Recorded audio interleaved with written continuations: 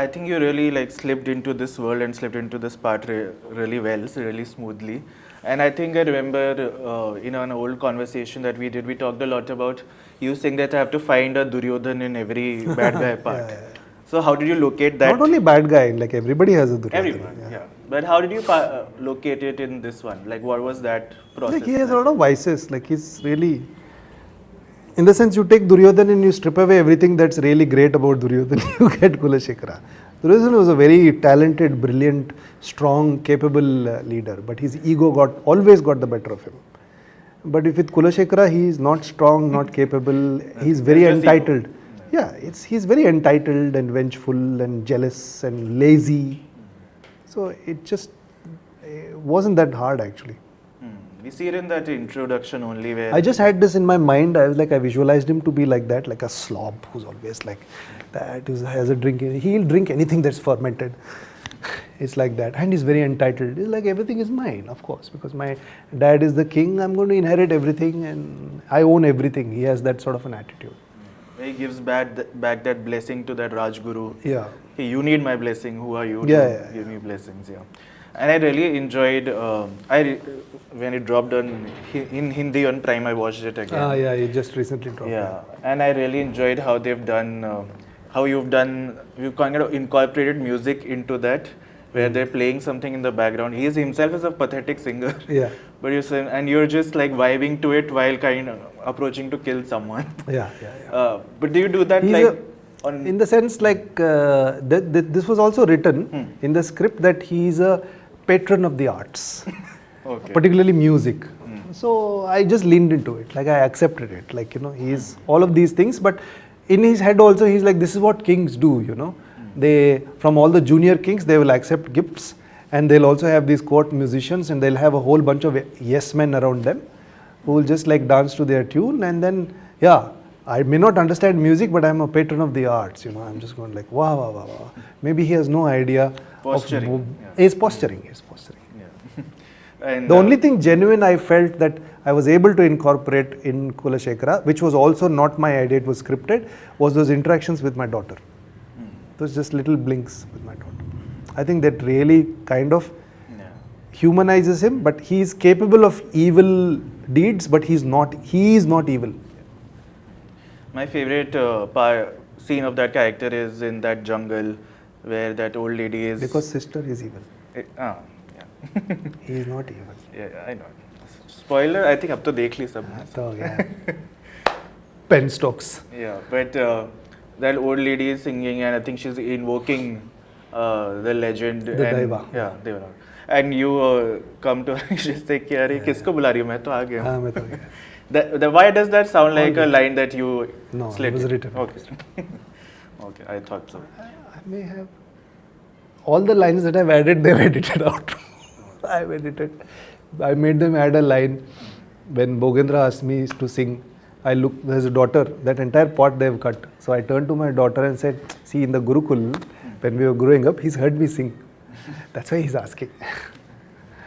So that part they have chopped out, like those bits. All my line additions. All your improvs.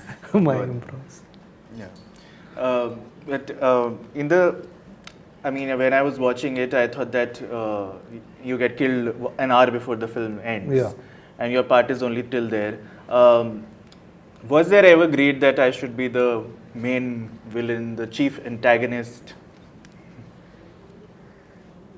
I had not read because till a very long time, nearly halfway into the filming of it, the climax was not revealed. I didn't know what it was.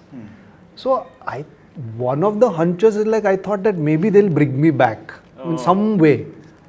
In some evil form, like in something else or something like that, like the Scorpion King. Oh, sure.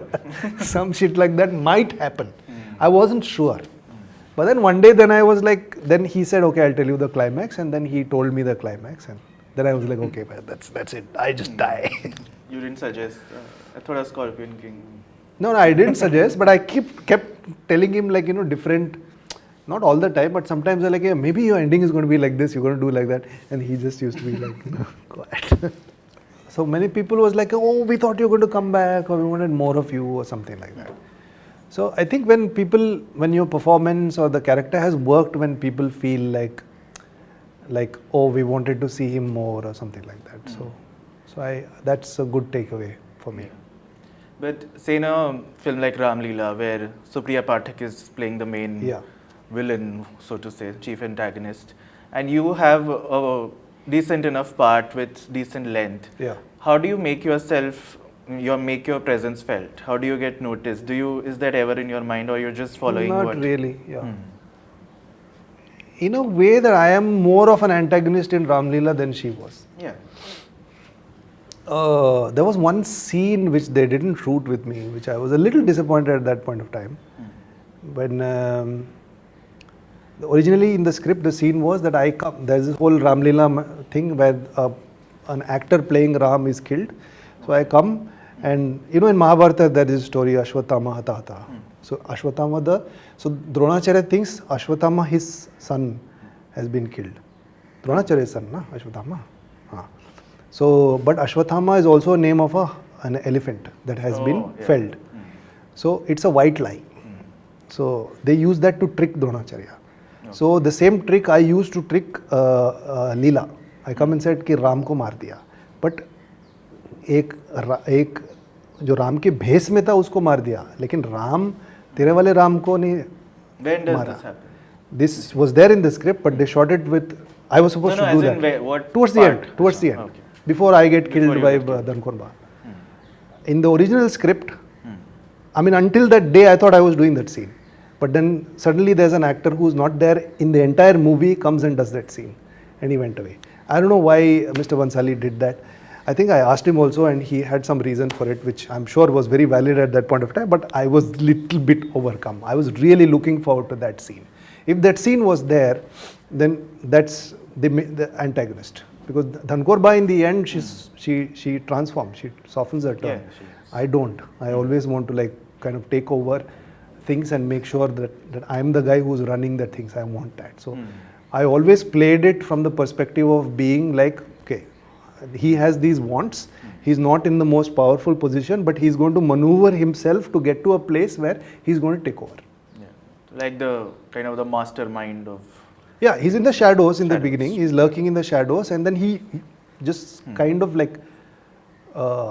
again, not the most capable person to take over, but then he does that.